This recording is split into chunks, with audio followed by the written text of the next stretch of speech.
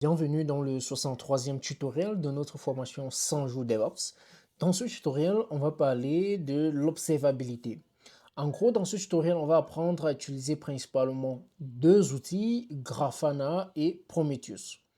Déjà, si tu as suivi la formation jusqu'à la 60e ou à la 62e vidéo, alors tu auras remarqué qu'on deal avec pas mal d'outils en background ou en arrière-plan. Donc, on deal avec Docker, les différents services, etc. Et il faut monitorer ces services pour pouvoir savoir quel service utilise plus de RAM, quel est le niveau du CPU utilisé, quel est le niveau de mémoire, etc. Est-ce qu'il y a eu des problèmes au niveau d'un port? Est-ce qu'un port est tombé? Si oui, à quel moment? Qu'est-ce qui a causé cela? Comment je peux corriger cela pour que ça n'arrive plus, etc. Mais si chaque fois tu dois te connecter au serveur pour pouvoir monitorer ça, ça va être compliqué. Pour cela, il y a tout un métier pour ça. Voilà, toujours lié au DevOps, d'accord, qui est celui d'administrateur système, par exemple. D'accord? Et nous allons principalement utiliser deux outils pour pouvoir donc administrer notre, notre cluster. Par exemple, quand tu es seul sur ton cluster, tu as un cluster Kubernetes, d'accord? Quand tu es seul dessus, tu n'as pas de problème, d'accord? Tu as déployé déployé trois ou quatre apps dans ce cluster, alors tu peux gérer sans problème. Mais imagine maintenant que tu as plusieurs utilisateurs, tu as les développeurs, tu as le DevOps Engineer, tu as plusieurs autres utilisateurs qui sont dans ton cloud, dans ton cluster. Alors, il faut vraiment avoir du monitoring. Imagine encore maintenant que tu n'as pas seulement un seul cluster, que cette fois-ci, tu as peut-être 4 ou 5 clusters. Tu as le cluster de développement, tu as le cluster du staging, tu as le cluster de production, et comme ceci, peut-être x3 pour différents projets, d'accord? Ou bien pour différentes entreprises, ou bien pour différents sous-départements d'une entreprise. D'accord? Pour cela, il faut mettre sur pied ce qu'on va appeler l'observabilité. Donc, comme vous pouvez voir ici à l'écran, on va d'abord entrer premièrement un peu dans la théorie, dans une première partie, et dans la deuxième partie, toujours dans ce tutoriel, d'accord, on va faire la pratique. D'accord? Donc, l'observabilité, c'est quoi principalement? L'observabilité est la capacité à comprendre l'état interne d'un système en analysant les données qu'il produit, telles que les logs, en français les journaux, les métriques et les traces. D'accord? Donc, l'observabilité te permet donc de comprendre ce qui se passe dans ton système en analysant les données que tu reçois. Et ces données sont généralement des logs, des métriques et des traces. Maintenant, généralement, vous allez entendre parler de supervision, du monitoring. D'accord? Il y a l'observabilité, il y a la supervision. Généralement, on parle du monitoring des métriques. D'accord? Consiste à suivre les métriques du système, comme l'utilisation du CPU, la mémoire et les performances réseau. Cela permet de gérer des alertes basées sur le seuil prédéfini. Qu'est-ce que cela voudrait dire? Quand tu fais de la supervision, en fait, il y a des métriques que tu observes. Et ces métriques que tu observes, ça peut être le CPU. Par exemple, toi, tu veux que si on utilise déjà 80% du CPU, alors tu reçois un mail, par exemple. D'accord? Ça, c'est du monitoring.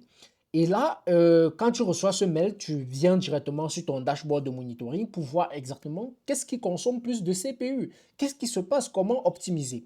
Donc, la supervision nous dit ce qui se passe en gros. On a maintenant la journalisation. La journalisation, généralement, on va parler de logging, d'accord, des logs. La journalisation consiste à collecter les journaux des différents composants du système. La journalisation explique pourquoi cela se produit. Donc, quand tu as fait de la supervision, premièrement, n'est-ce pas, quand tu as fait de la supervision, alors tu as un état, ok, de ce qui se passe en interne.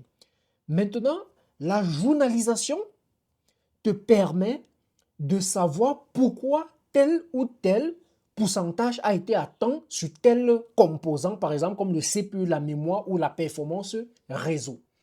D'accord? Donc, il faut faire cette distinction entre la journalisation et la supervision. OK. Donc, pour retenir, pour faire simple, supervision nous dit ce qui se passe. Journalisation explique pourquoi cela s'est passé. Maintenant, on a la traçabilité. La traçabilité ou les traces, d'accord, le tracing, ici, consiste à suivre le parcours d'une requête ou d'une transaction à travers différents services et composants. Donc, la traçabilité montre comment cela se produit. Donc, pour faire simple, quand par exemple un utilisateur, par exemple, lance une requête, d'accord, et que cette requête atteint, ok, pousse votre système à utiliser peut-être 80% du CPU, là vous avez un signal, d'accord. Maintenant, la journalisation vous permet de savoir pourquoi cela s'est produit, donc en vous montrant la requête qui a été faite. Maintenant, la traçabilité vous montre donc les différentes étapes qu'a eu ou bien qu'a utilisé cette requête pour pouvoir produire ou bien pour pouvoir consommer, ok, cette quantité de CPU qu'on observait ou bien qu'on observe. Donc, il faut faire la différence entre la traçabilité qui montre le comment, ok, cela se produit, ok, dans les différentes étapes. Maintenant, la journalisation, lui, à ce moment, il va plus te dire pourquoi cela s'est produit, parce qu'il consiste à collecter les journaux, les logs. Et maintenant, on a la supervision, en fait, qui te dit ce qui se passe, tout simplement. Donc, il faut faire la différence entre ces trois thèmes. Maintenant, voici donc l'observabilité. L'observabilité, c'est les métriques, la log et les traces. D'accord? Donc, là, tu as les métriques. Quand tu as les métriques, qu'est-ce que tu fais? Tu fais du monitoring parce que là, tu observes les différentes métriques, le CPU, la RAM, la mémoire, etc. Ici, tu as les logs. À ce moment, tu es en train de faire du logging, ok, de la journalisation principalement. Ici, tu es en train de faire de la journalisation. Et enfin, tu as les traces. Ici, là, tu fais du tracing, tout simplement. Ici, là, c'est pour voir comment ces différents métriques que tu observes, résultats de métriques que tu observes au niveau du monitoring, se sont passés, comment les différentes étapes, ok, comment ça fait pour arriver. Maintenant, les logins t'expliquent pourquoi cela arrive. D'accord? Maintenant, la question que tu peux en fait te poser maintenant, c'est pourquoi la supervision? Mais tu peux déjà avoir une idée dessus, n'est-ce pas? La supervision nous aide à surveiller nos systèmes pour s'assurer qu'ils fonctionnent correctement. Objectif, maintenir la santé, les performances et la sécurité des environnements informatiques. Elle permet de détecter rapidement les problèmes et d'agir avant qu'ils ne provoquent des interruptions majeures ou des pertes de données. Je pense que cette dernière phrase est très importante pour toute personne qui veut faire du monitoring dans une entreprise. Ton rôle en fait, parce que parfois on dit c'est même quoi le rôle d'un administrateur système. Ton rôle en fait, parce que vous savez, quand on a un système informatique, à tout moment on peut avoir des bugs, à tout moment on pourra avoir des problèmes, mais il y a certains problèmes qu'on peut prédire en observant, ok, là, en observant, en faisant de la journalisation. D'accord? En traitant ces données-là, on peut directement savoir que, en fait, dans tel ou tel nombre d'années, ou bien dans tel ou tel nombre de jours, si on ne règle pas tel problème à cause de l'observation qui a été faite sur telle métrique, alors on pourra avoir tel problème. Donc, en fait, l'administrateur système joue aussi un rôle de préventif. OK? Donc, ça joue aussi dans le comment je vais dire, le monitoring, la supervision joue aussi un rôle de prévention. D'accord. Donc, maintenir la santé, les performances et la sécurité. Maintenant, cas d'utilisation, détection précoce des problèmes, mesure des performances, garantit la disponibilité. Pourquoi l'observabilité? L'observabilité nous aide à comprendre pourquoi nos systèmes se comportent d'une certaine manière. C'est comme disposer d'une carte détaillée ou d'outils pour explorer et diagnostiquer les problèmes. D'accord? Donc, c'est ça l'observabilité. Cas d'utilisation, diagnostiquer des incidents quand ça arrive, comprendre le comportement du système, améliorer le système. D'accord? Ou bien les systèmes. Donc, ça, c'était le why, détection des problèmes, plutôt mesure des performances et assurer la disponibilité. Donc ça, c'était le why monitoring. Donc, parce que quand tu fais du monitoring, parce qu'il faut bien comprendre, tu détectes des problèmes plus tôt, ok, ou bien tu prédis aussi des problèmes, tu mesures les performances et tu assures la disponibilité. Donc, ça, c'est quand tu fais du monitoring. Quand tu fais de l'observabilité, voilà, tu fais un diagnostic des problèmes, des problèmes arrivés, tu comprends ce problème et comment on appelle ça, le improve system, tu améliores le système, d'accord? Tu améliores. Donc, il faut bien comprendre la différence entre le monitoring et l'observabilité. C'est deux choses différentes, ok? Voilà. Maintenant, quelle est la différence exacte entre le monitoring et l'observabilité? Donc, le monitoring ici, c'est la supervision. Maintenant, la supervision répond au quoi et quand. D'accord? Quoi et quand d'une anomalie, tandis que l'observabilité répond le pourquoi et comment. Donc, je vais ajouter ici, d'accord, au niveau de la supervision, c'est le quoi et quand, mais il y a aussi le qu'est-ce qui pourra, ok? Qu'est-ce qui pourra? Donc, une sorte de prédiction au niveau de la supervision. Il y a une sorte de prédiction aussi qu'on fait généralement en observant les métriques. Donc, il y a quand même le quoi et quand. Donc, qu'est-ce qui se passe? Quand est-ce que ça se passe? Ça, c'est d'une anomalie. D'accord? Maintenant, tandis que l'observabilité répond pourquoi? Pourquoi cela a eu lieu? D'accord? Et comment? Donc, tu vas voir qu'avec l'observabilité, on est plus sur du, comment je vais appeler ça? Avant l'observabilité, on est plus sur, j'oublie le thème, on est plus sur du logging et du tracing. D'accord? Avec l'observabilité, on est plus sur du logging et du tracing. Pourquoi? Parce que si tu regardes, avec l'observabilité, on est sur du pourquoi. Pourquoi cela s'est produit? C'est en regardant les logs, ok? Le comment cela s'est produit, c'est en regardant les traces. Maintenant, le quoi et le quand, c'est en regardant quoi? Les métriques. D'accord? En regardant les métriques et aussi en regardant aussi un peu de log. D'accord? Pour le quand. En regardant aussi un peu de log. Voilà. Maintenant, ici, on va voir que on les a classés en catégories objectifs, données, alerte, exemple et analyse. Donc, on va prendre ça rapidement. Supervision, n'est-ce pas? Vérifier que tout, supervision, vérifier que tout fonctionne comme prévu. Ça, c'est un. Observabilité, comprendre pourquoi les choses se passent dans le système. OK. Données, collecte des métriques, CPU, mémoire, erreur, collecte des journaux. D'accord? C'est pour ça que j'ai dit qu'on pourrait aussi avoir des journaux ici. Mais non, au monitoring, on n'a pas des journaux. On a principalement des métriques. Donc, je corrige un peu ce que j'ai dit, mais en fait, vous allez comprendre par la suite. Donc, on a besoin des métriques. Mais au niveau de l'observabilité, comme je vous disais tantôt, on a besoin des journaux, de métriques et de traces aussi. D'accord? Pour une vision globale. Les alertes. Alerte dès qu'un problème suivant euh, corrige ou bien corrèle les événements et anomalies pour trouver les causes racines. Exemple, CPU d'un serveur supérieur à 90, alors au niveau de la consommation, alors on fait une alerte. Site lent, traçabilité de la requête pour trouver le blocage. Ça, c'est au niveau de l'observabilité. Analyse. Identifie les problèmes avant qu'ils ne deviennent critiques. Donc, c'est ce que je vous disais au niveau un peu de prédit. Voilà, donc de prédit, ici, aide à diagnostiquer et comprendre le comportement global. L'observabilité englobe-t-elle la supervision? Ça, c'est une question. On va dire oui. Pourquoi? Vous aurez remarqué que dans l'observabilité, on avait les métriques. D'accord? On avait les métriques. Donc, dans l'observabilité, la supervision est un sous-ensemble de l'observabilité. L'observabilité est un concept plus large qui inclut la supervision.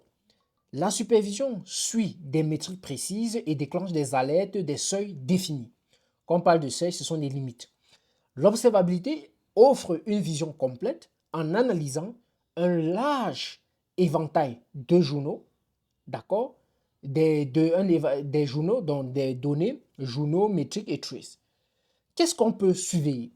On peut surveiller l'infrastructure, l'utilisation du CPU, la mémoire, le disque, le trafic réseau, les applications, temps de réponse, taux d'erreur, débit, les bases de données, performance de requête, connexion, transaction, réseau, la latence, les pertes de paquets, la bande passante, sécurité, tentative d'accès non autorisée, analyse de vulnérabilité, journaux de pare-feu. Donc ça, c'est ce qu'on peut surveiller. Maintenant, que peut-on observer? On peut observer les journaux, enregistrement détaillé des événements du système, ce qu'on appelle généralement les logs. Si tu es développeur, tu dois comprendre ça. Si tu es DevOps, tu dois comprendre ça. Métriques, indicateurs quantitatifs.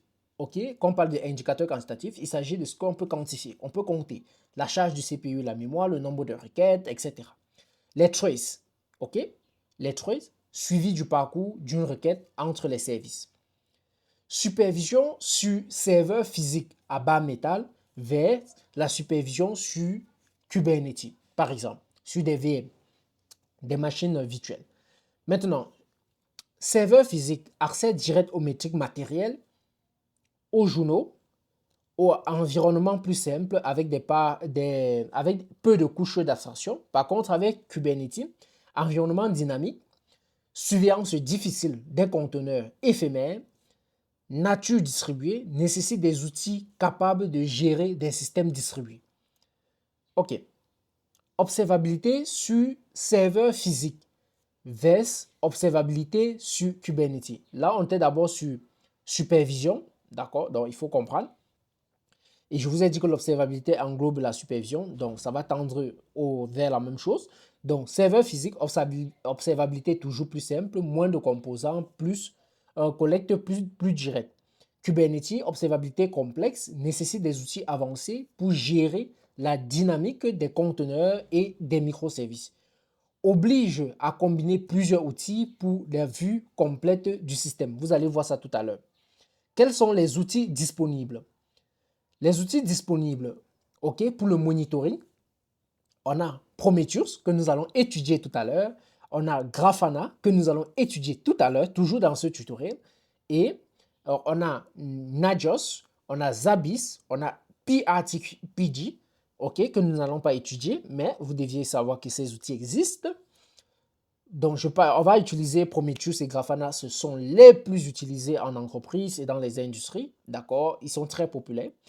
Maintenant, outils d'observabilité, on a le Elastic CubeStack, on a le Elasticsearch, on a le Logstash. Je crois qu'on a parlé de Logstash quand on parlait de AWS. On a Kibana, on a le IFK Stack, Elasticsearch, donc on a donc qu'est-ce que j'ai dit? Donc ici on a le ILK Stack, donc c'est un ensemble. Ici, on a le EFK Stack, c'est un autre ensemble. Donc, ELK ici, on a le Elasticsearch. Le E, c'est pour le Elasticsearch. Le L, c'est pour le Logstash. Et le K, c'est pour le Kibana. On a le EFK Stack aussi, Elasticsearch, Fluentbyte, hein, Byte, voilà, pour être plus précis, Fluentbyte et Kibana. Maintenant, on a d'autres outils tels que le Flunk, le Django, Cycling, New Relic, Dynatrace et Datalog. OK? Datalog est très utilisé aussi pour les data engineers. Ouais, ils utilisent aussi beaucoup ça.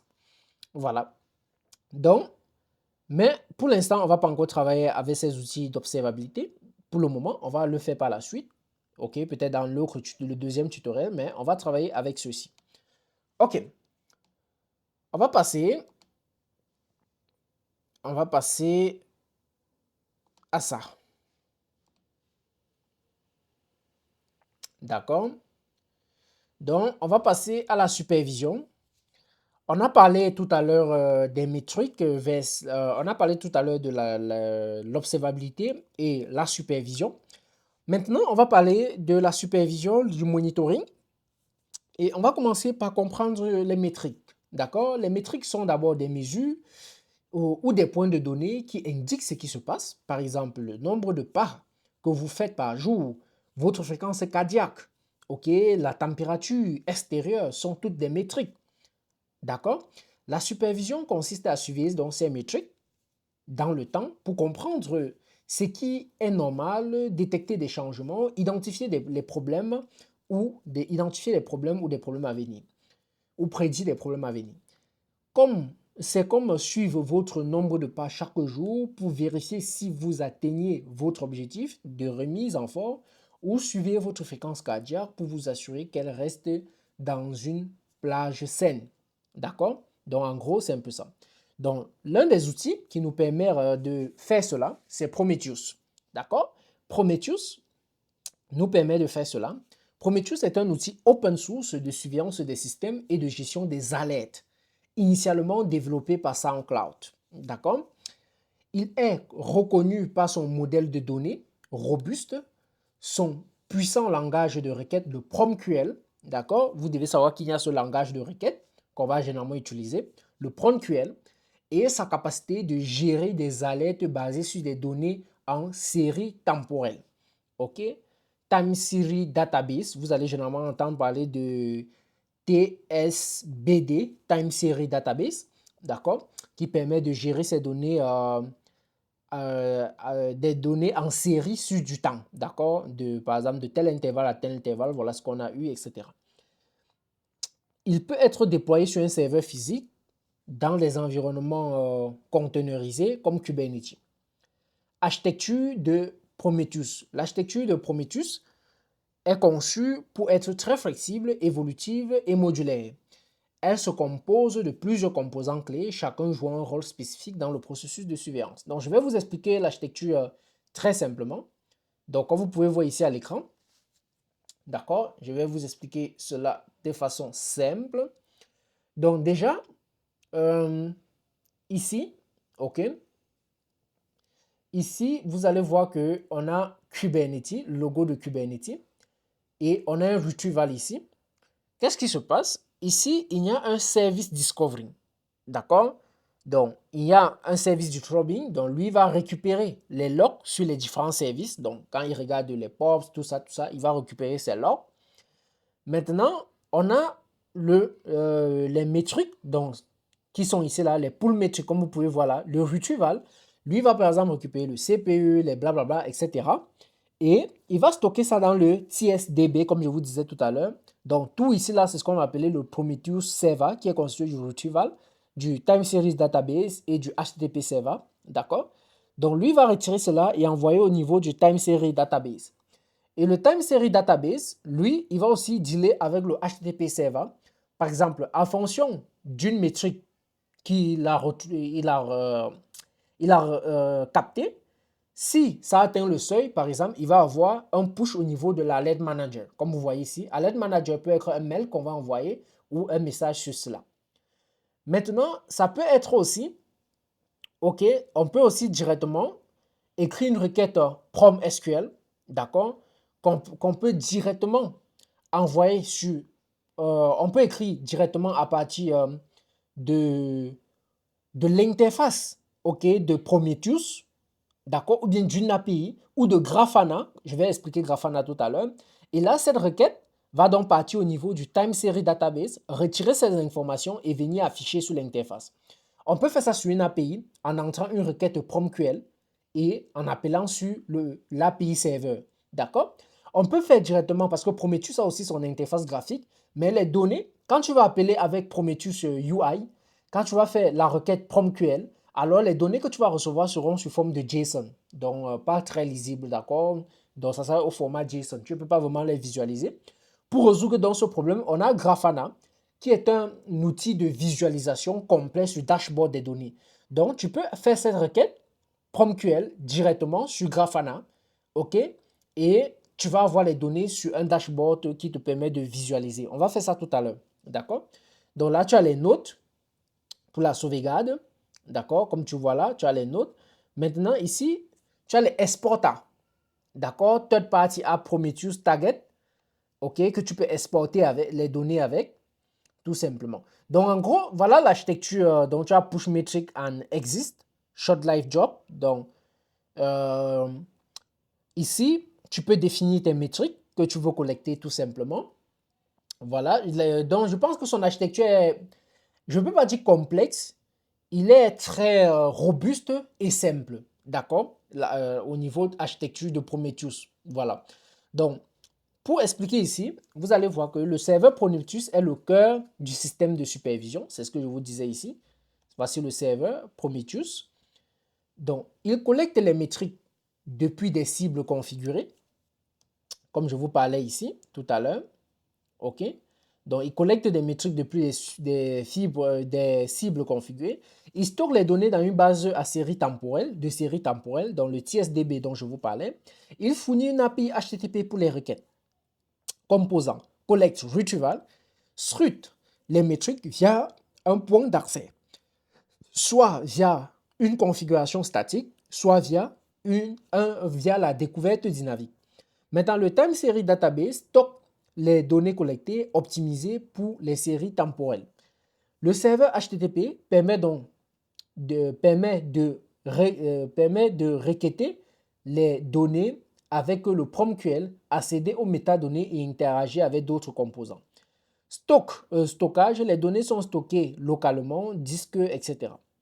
Découverte des services. La découverte des services permet d'identifier automatiquement les cibles à superviser, crucial dans les environnements dynamiques comme Kubernetes. Pourquoi? Parce que un pop peut s'arrêter et un autre est lancé automatiquement. Par exemple, si vous avez un réplica dans le deployment. D'accord? Donc, ce qui fait qu'il faut un automatic service discovery qui permet de découvrir automatiquement si un service a été supprimé ou ajouté. Voilà. Donc, méthode, on a Kubernetes, découvre automatiquement les services, les POP, les nœuds via l'API de Kubernetes. Le fichier, le file CD, lecture de cibles statiques depuis les fichiers. On a le push gateway, permet d'exposer les métriques de job ou d'applications de courte durée qui ne peuvent pas être structurées directement. Ces jobs envoient les métriques au push gateway qui les rend accessibles à Prometheus. Donc, comme je disais ici, donc, il peut y avoir des services ou des apps de courte durée que tu veux monitorer. Alors, c'est à ce niveau que tu configures ça s'ils ne peuvent pas être dans le service Discovery, tout simplement. OK. Donc, cas d'usage idéal pour les job bash, les tâches temporaires, quoi. Maintenant, on a l'alert manager. Je vous ai déjà parlé de ça. Donc, ça gère les alertes générées par Prometheus. Il y a duplication, regroupement, envoi des systèmes de notification comme des PagerDuty, des emails ou des stars. On a le exporter, petite application qui collecte les métriques d'autres systèmes et les expose au format Prometheus. Donc, c'est ça ici en bas, principalement. C'est pour ça que vous allez voir, on dit third party app, donc pour les applications externes. Oui. Donc, après ça, on a les types maintenant. OK, on peut avoir des notes exporta, des métriques matérielles, des métriques de base de données, autres exporta. Maintenant, interface web de Prometheus, je vous ai dit, Prometheus a une interface intégrée qu'on peut consulter les métriques, lancer les requêtes PromQL et visualiser les résultats. Grafana, c'est un outil puissant de création des dashboards de visualisation, s'intègre à Prometheus pour la visualisation riche et personnalisée. Client API, les clients API interagissent avec Prometheus via un API HTTP pour récupérer les données, etc. Donc, ça c'est pour dire que si tu as tu veux toi accéder à Prometheus via un client API. Ok, bon, ici, là, ça c'est pour créer un cluster sur le IKS, pour celui qui veut suivre ça pour faire. Donc, c'est très simple pour créer un cluster. Mais bon, on va utiliser plutôt Minikube. On va parler dans un IKS pour le moment. Ok, donc tu peux lancer là. Tu vois, tu crées un cluster. Tu donnes un nom, la région, la zone, without name group. Maintenant, utile, associé. Donc, tu es en train de créer un IAM pour le OpenID Connect. Ok, il te faut un OpenID. Vous connaissez déjà le rôle du OpenID. On a eu à faire ça. Maintenant, tu crées un autre groupe. OK, le nombre de notes minimum, le maximum, le volume, etc. Donc, plusieurs paramètres. Tu fais un update de ton observabilité que tu as créé tout à l'heure.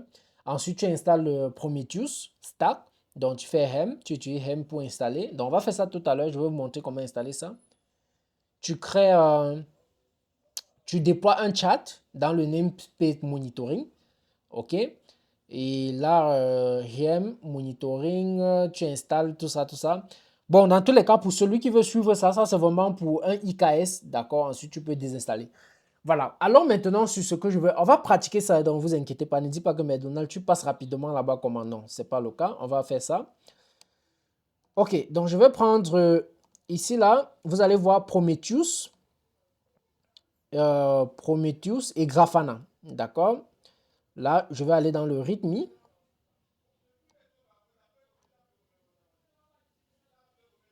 Je vais aller ici. Il est où? README. OK.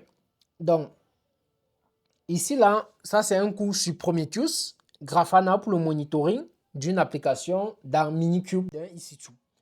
D'accord? Donc, ce qu'on va faire, voilà l'architecture globale. J'ai un EC2, d'accord? J'ai un Minikube cluster que je vais créer. J'ai une application Flask qui tourne. J'ai Prometheus et j'ai Grafana, tout simplement. Pourquoi le monitoring? Vous connaissez déjà. Il y a plusieurs requêtes, plusieurs métriques qu'on peut suivre. Maintenant, le minimum qu'il faut avoir, 4 Go de RAM, des CPU, etc. Vous connaissez ça. Il faut installer Minikube déjà. Ensuite, déployer l'application Flask. Donc, tu crées un app.py, tu mets ça à l'intérieur. D'accord. Donc, ici, je mets par exemple Prometheus Client, Start HTTP Server. Donc, comme tu vois là, HTTP Server que je prends. Donc, j'utilise Prometheus pour pouvoir capter ces requêtes-ci qui seront faites ici. Voilà le conteneur Docker. Voilà je voulais dire le fichier Docker. OK. Maintenant, ici, Kubernetes, deployment et service.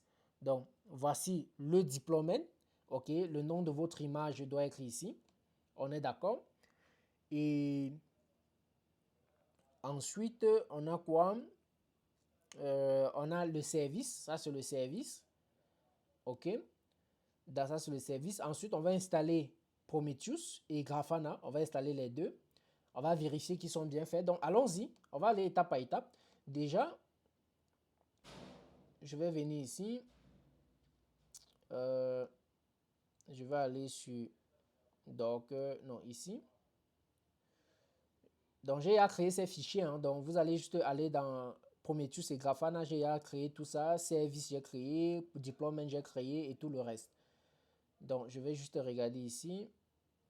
Je vais juste prendre ça. D'accord. Et là, je viens ici. J'ai agrandi. Étape entrée.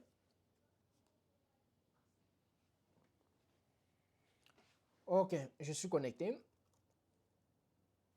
Maintenant, je vais vérifier que je vais faire Minikube.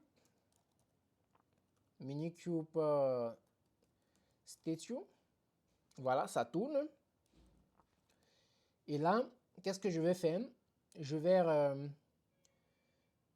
faire ls. Déjà, je vais faire cd formation DevOps. OK.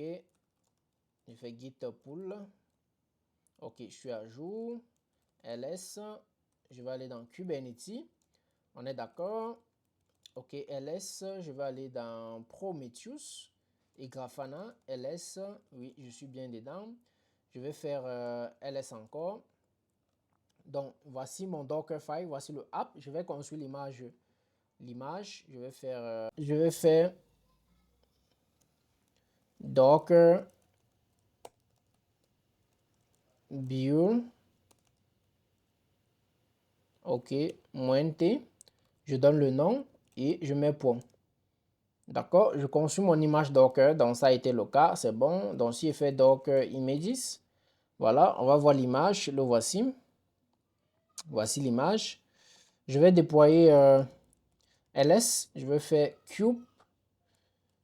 kubectl comme ceci. Je vais dire apply -t. Bon, avant ça, je vais d'abord faire même minikube. Minikube image load. Je vais dire flag app. D'accord. Je vais charger cette image dans Minikube.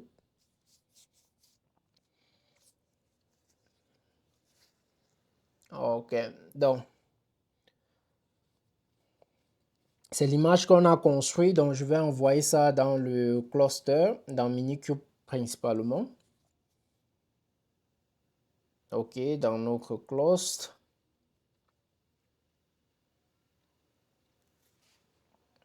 Ok, donc pendant ce temps que ça avance, ça essaie de charger ça. Donc, qu'est-ce qu'on va faire? On va créer le deployment, d'accord? Ensuite, on va créer le service. Et après avoir fait ça, on va installer Prometheus et Grafana en utilisant Helm, d'accord? Et on va vérifier si cela a été installé. OK? Maintenant, on va exposer Prometheus et Grafana avec notre porte. OK? Parce que par défaut, ça sera sur le cluster IP. Ça sera sur le type cluster IP. Donc, on va changer tout simplement pour mettre sur le node port pour pouvoir avoir accès sur le nœud. D'accord? OK. Donc là, ça tourne toujours.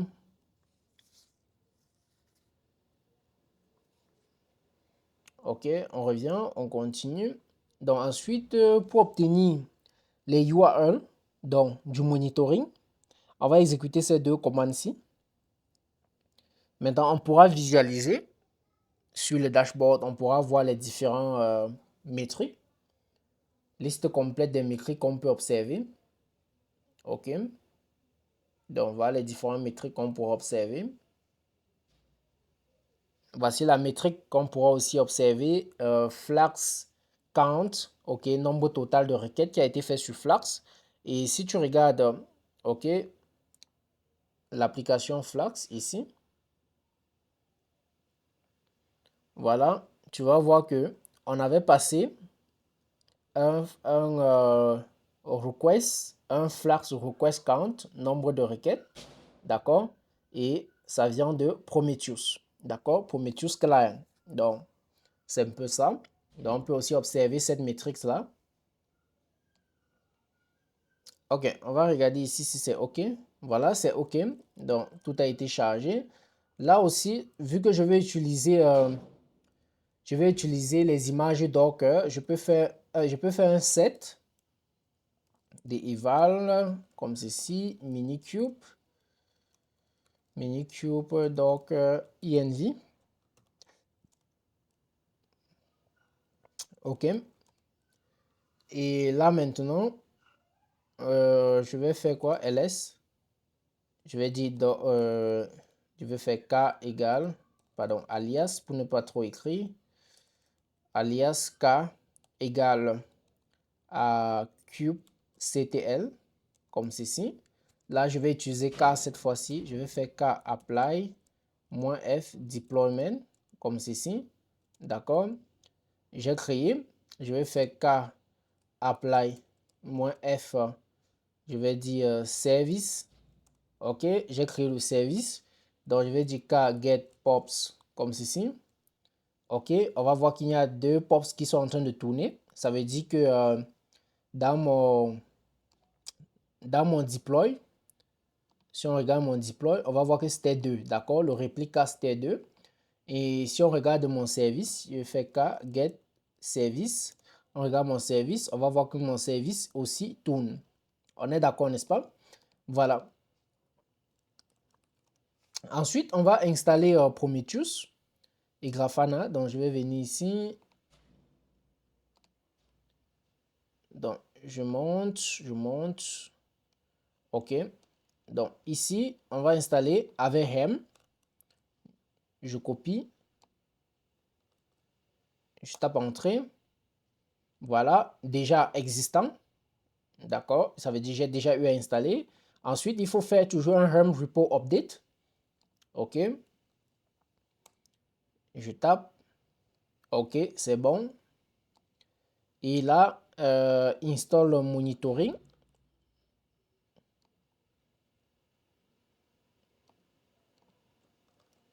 Je tape Entrée.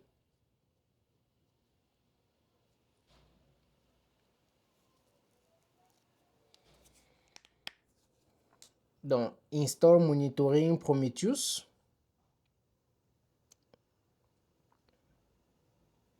Donc, on va attendre son installation.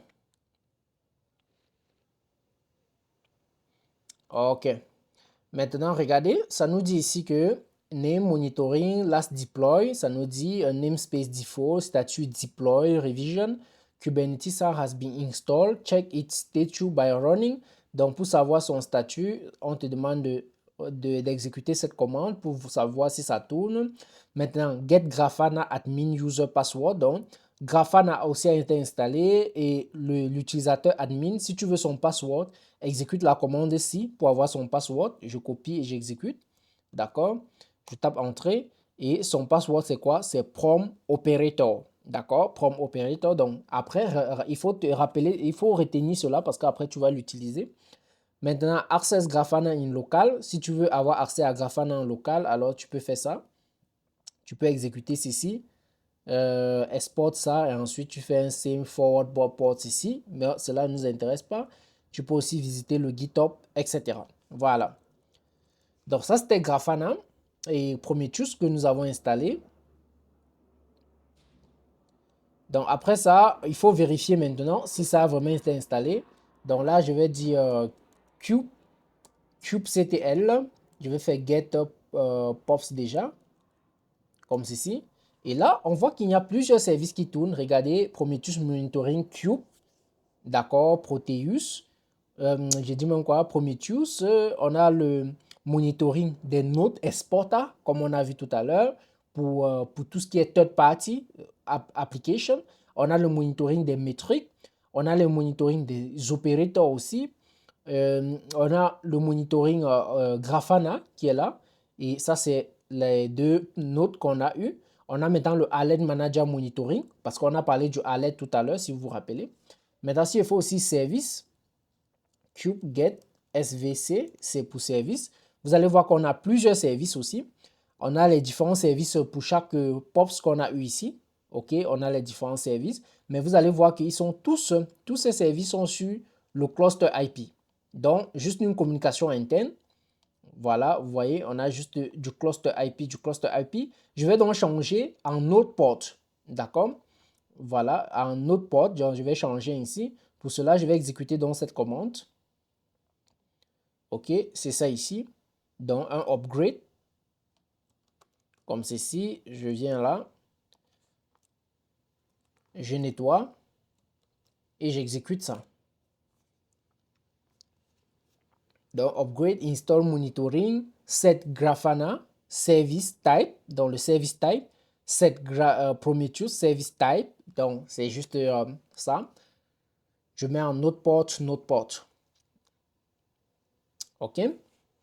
Donc, après avoir fait cela, on va essayer d'obtenir les différents URL. Par exemple, ici, ça c'est le URL de Prometheus. On a aussi le URL. Donc, en fait, on pourra avoir tous les URL. On n'est pas obligé d'exécuter les unes après les autres. Il y a une commande qu'on peut exécuter. Donc, ça, c'est pour avoir le URL d'accès, OK, de Prometheus, le URL d'accès de Grafana. OK.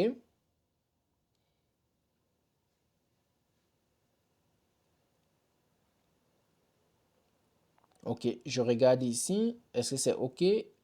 Oui, c'est OK.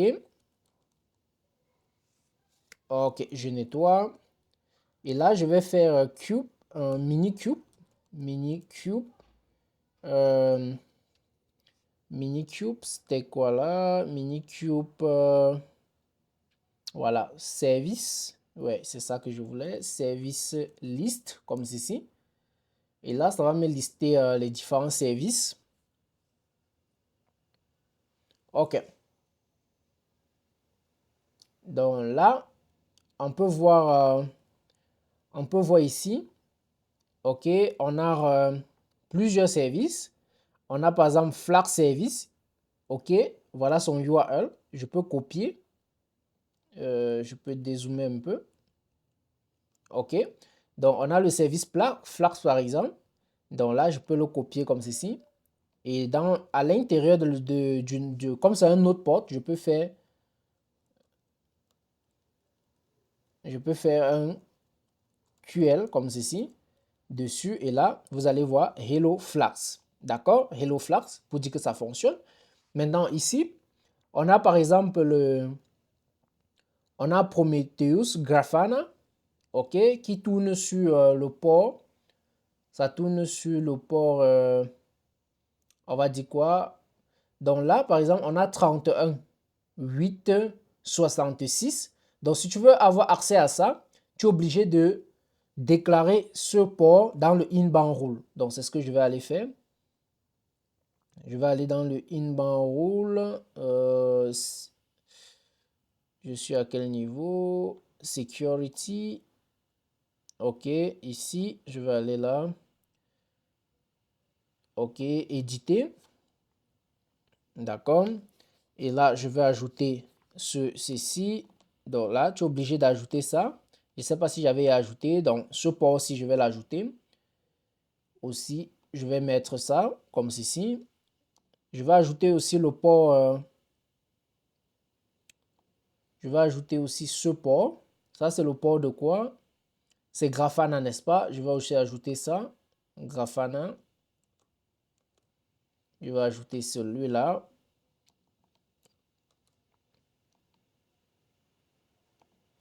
Il y a encore quel? On a Grafana. Oui, j'ai ajouté ça. On a quoi ici? On a Prometheus. OK. Je vais aussi le prendre. OK. Oui. Ici, je vais cliquer sur Ajouter. Voilà. Voilà. Je crois qu'il y a encore un. Celui-ci, c'est qui? C'est le State Reloader. OK, 80, je vais le prendre, mais c'est pour l'interne. Bon, je vais vous expliquer ça plus tard. Donc là, je vais l'ajouter. Voilà. Et je vais sauvegarder.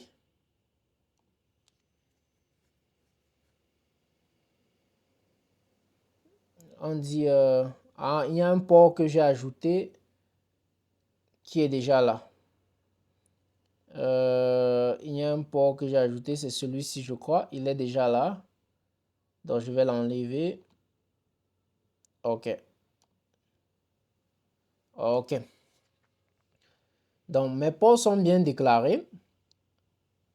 Donc, là, je vais faire ls. D'accord.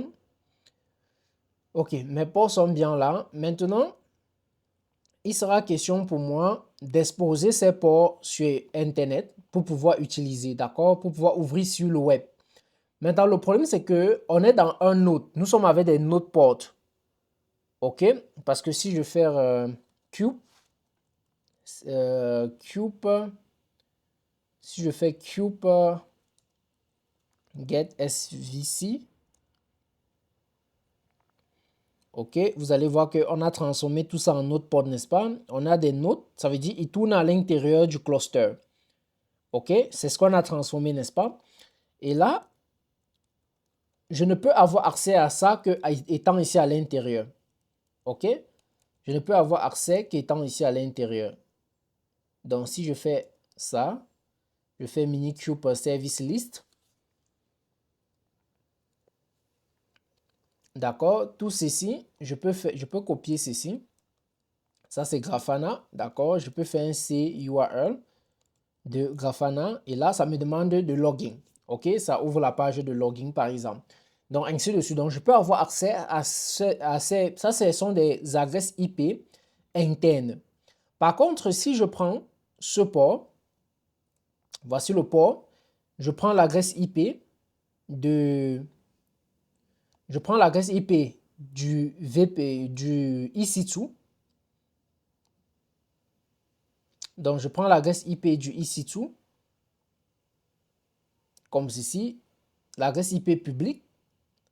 Voici son adresse IP publique, par exemple, ou bien je peux directement, oui, je prends son adresse IP publique, voilà ça. Je viens ici. Voilà, par exemple, ici, là, je mets l'adresse IP publique, je mets 2 points. Je viens prendre ce port, n'est-ce pas? Ça, c'est pour Grafana. OK? J'entre ici, je tape Entrée. Vous voyez que je n'ai pas accès parce que tout ceci est à l'intérieur du port. OK? Je n'ai pas accès, donc Refuse to Connect. Je n'ai pas accès. Ce que je peux faire, je peux utiliser, et vous, j'espère que vous comprenez pourquoi je n'ai pas accès. J'ai mis une description de ça ici en bas. Voilà. J'ai dit ici que, voilà, rejection des ports avec SOCAT. Dans ce script, nous utilisons la commande SOCAT pour diriger les ports internes de MuniCube vers l'extérieur. Parce que les ports qui sont là, c'est interne à MiniCube. D'accord? Et maintenant, donc, on peut les écouter dans MiniCube, dans le cluster, mais pas à l'extérieur du cluster. Ce sont des notes. D'accord? Pour cela, je peux les rediriger vers l'extérieur, par exemple avec SOCAT. OK? On peut mettre un ingress aussi dessus, etc. Mais un truc simple, c'est ceci. Pour cela, tu dois d'abord faire un apt get install. D'accord? Tu dois d'abord installer ça. Donc, tu vas faire... attends, prends la liste. Parce que je vais utiliser. OK. Tu dois faire un sudo apt, un apt get install. Ceci. D'accord? Pour pouvoir l'installer d'abord. OK. Quand tu as installé, si tu veux tester, parce que je ne veux pas créer de ingress, si tu veux tester, alors ce que tu peux faire, je vais regarder le rythme là ici. Voilà, ce que tu peux faire maintenant, c'est de passer ici à l'intérieur. Il y a une liste là que j'ai mis. On va utiliser un SOCAT pour pouvoir dire que si quelqu'un essaye d'écouter, OK, d'écouter le TCP listing 2.ceci, alors envoie à cette adresse interne. D'accord? C'est ce que je vais faire. Je vais venir ici. OK. Pour faire simple.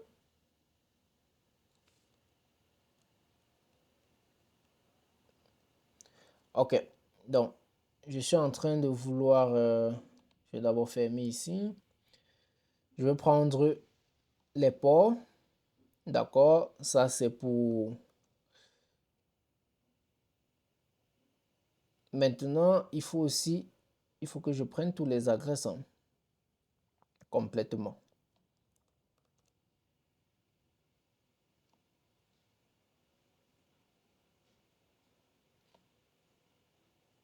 Donc, là, je dois complètement prendre l'adresse.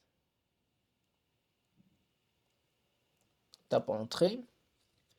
OK. Je vais prendre l'autre adresse aussi.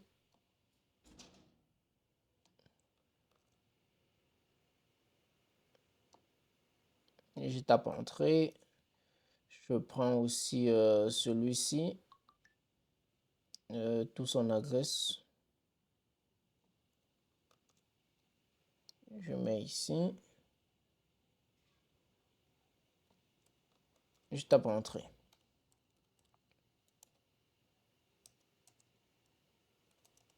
OK. Donc, il y a le dernier ici. Bon, je ne l'ai pas pris. Donc, on va tester ceci. Je prends le port. Je donne ici à ça. OK. Je vais prendre le port acquis aussi.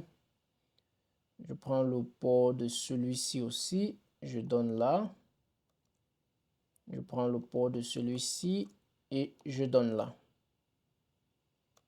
Voilà. Je vais copier ce code. Donc ça, c'est pour pour rediriger la requête, juste pour le testing. Et j'agrandis. Je vais exécuter cette commande. D'accord? OK. Donc voilà les 3 commandes que j'ai exécutées. Et là, je vais partir par exemple sur Grafana.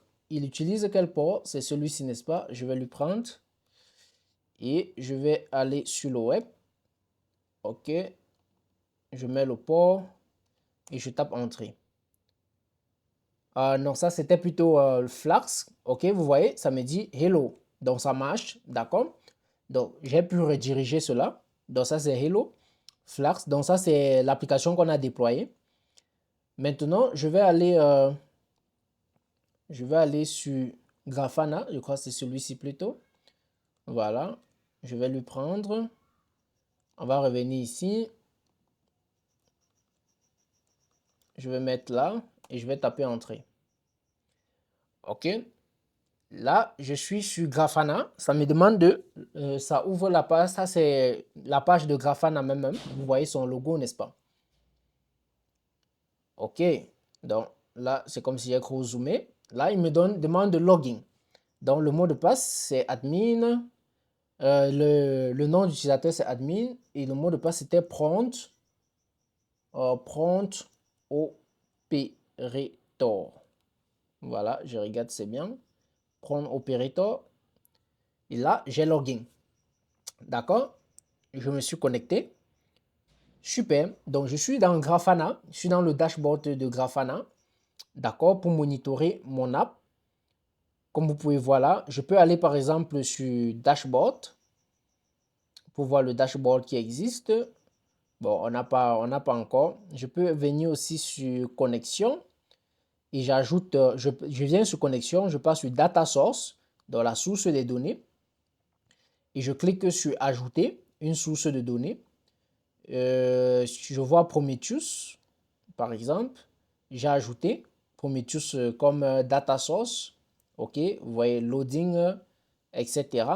Maintenant, on me demande le URL de Prometheus. D'accord? Et là, qu'est-ce que je vais faire? Je vais venir chercher le URL de Prometheus. Je vais prendre l'adresse IP. D'accord? Je vais prendre cette adresse IP. Je copie. Je vais mettre ici. HTTP. Je vais chercher son port. Le port de Prometheus. Il est où? Le voici. Je vais prendre son port comme ceci. Et je vais mettre ici. D'accord? Authentification, non pas nécessaire, blablabla. Bon, je n'ai pas tout parcouru et là, je vais sauvegarder. OK? Donc, ça a été ajouté. D'accord? Ça a été ajouté. Maintenant, donc, ça, c'est la connexion que j'ai ajoutée. Je peux aller sur le dashboard. Maintenant, là, on a Prometheus Stat, etc. Grafana Metric. Maintenant, ce que je vais faire, New Connection. Non, je n'ai pas besoin de connecter des données. Je peux aller sur Dashboard. D'accord? Maintenant, sur Dashboard ici, là, je peux aller sur New. Et je dis Importer. D'accord? Que j'importe un dashboard si je veux. Voilà. Maintenant, tu peux soit entrer le dashboard URL que tu veux, soit tu ancres un ID. Maintenant, il y a plusieurs ID. Je veux par exemple entrer le ID 3662, d'accord, qui est un ID d'un dashboard déjà configuré. Et là, je vais cliquer sur l'autre, donc 3662. Maintenant, là, c'est bon. On me demande ici le dashboard, ça va. Prometheus, oui, ça va. Ici, on me demande qu'est-ce que je veux. Donc, voilà, par exemple, default Prometheus. Il y a ce que j'ai ajouté tout à l'heure, qui est Prometheus One. Je crois, c'est ce que j'ai ajouté tout à l'heure. Il y avait le défaut. Donc, je peux dire Prometheus One. Et je clique sur Importer. Voilà. Donc, là, c'est ci ça vient directement de mon Prometheus. Et là, on peut voir les différents services. D'abord, Kubernetes, Service Monitoring, Alert Manager, etc. Donc, comme tu peux voir, tout. Ici, là, ça c'est pourquoi. Srap Duration, Rejected Srap. On a quoi? Prometheus Engine. OK, ici, on n'a pas de données. Interval Time. Donc, voilà un dashboard de monitoring que j'ai complètement. Donc, ça, c'est les notifications. D'accord. on a les broken panels, etc. Donc là, je peux monter plus haut ici. Ça, c'est uptime. OK, ça, c'est le uptime, current down, no data, total series. OK, et memory chunk. Donc, il y a énormément de choses que vous pouvez voir ici. Donc, si je zoome un peu pour entrer.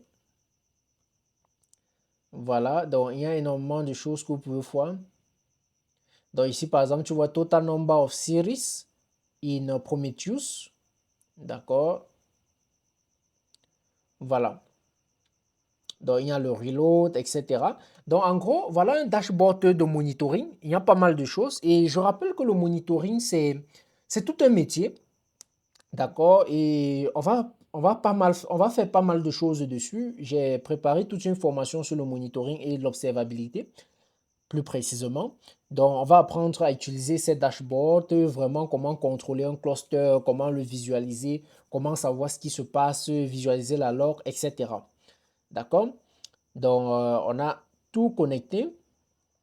Donc, ici, on est sur All. Donc, vous allez voir que chaque moment, ça se met à jour. Je crois chaque quelques secondes, ça se met à jour pour que vous puissiez observer tout en temps réel.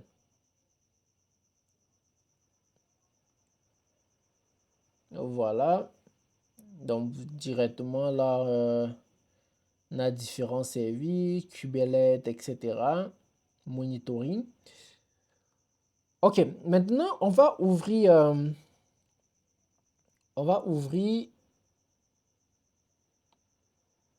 je vais venir ici, on va aller sur,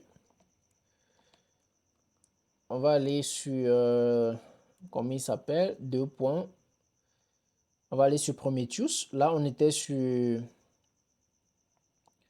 nous étions sur Grafana. Donc là, je vais aller sur Prometheus, comme ceci. Donc ça, c'est Prometheus qui s'ouvre. Voilà. Donc vous voyez que Prometheus, comme je vous disais, lui, il attend juste des requêtes. D'accord? Donc, Inta et je vais par exemple dire que donne-moi une requête Prometheus pour avoir par exemple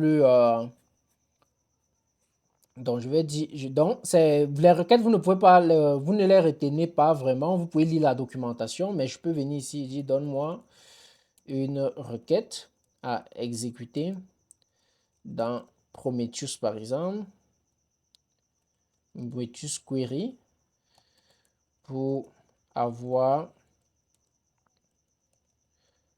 une le nombre par exemple de fois que le que on a eu de requêtes sur l'app Flars par exemple.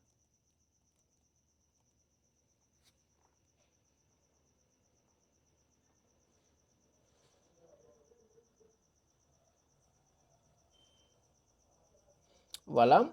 Donc, comme tu vois, vous allez voir la requête. OK, MQL. Pour voir le nombre de Flars, tu peux simplement exécuter la requête avec le prompt SQLC. Donc, ça, c'est ce qu'on avait donné. Donc, tu viens juste là, tu entres l'expression comme ceci et tu exécutes. Dans this query return no data. Il n'y a pas eu de données.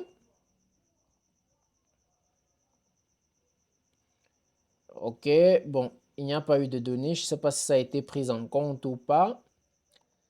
Donc là, on peut par exemple dire, donne-moi une requête pour visualiser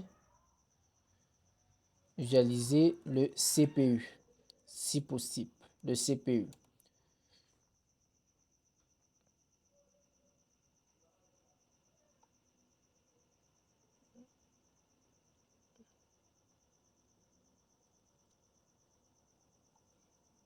Voilà, pour le CPU.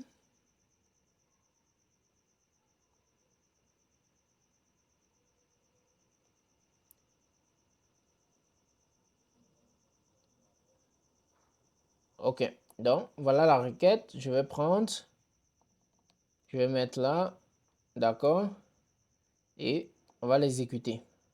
Donc voilà, par exemple pour le CPU, donc vous voyez, voilà les requêtes, ok, au niveau des conteneurs, etc., combien ça utilise, d'accord. Donc ainsi de suite, ça c'est node middle, maintenant tu peux voir ça en graphe, d'accord. Donc là tu peux visualiser ça en graphe pour mieux voir, etc.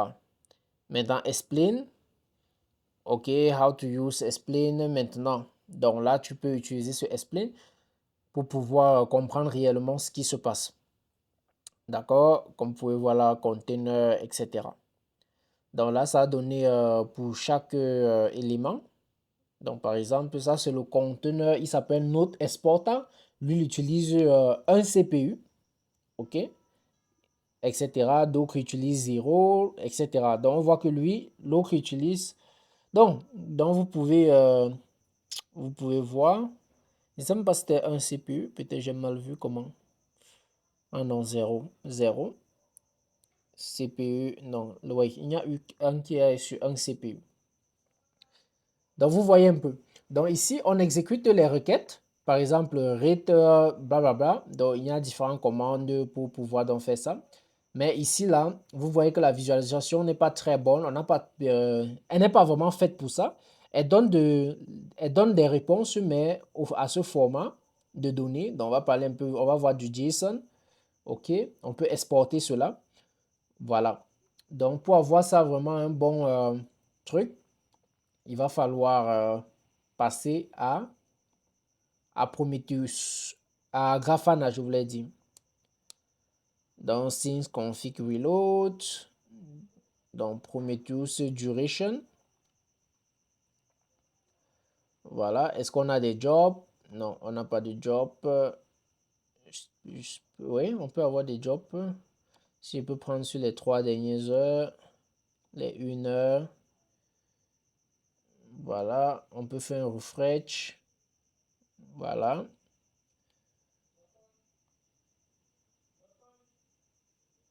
Et là, on peut aussi exporter en JSON. On peut partager.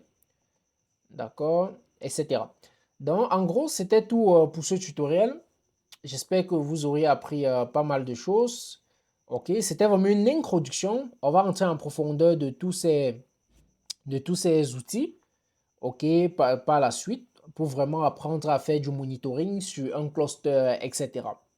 Donc, si vous avez aimé, vous laissez un pouce et à nous revoir dans le prochain tutoriel.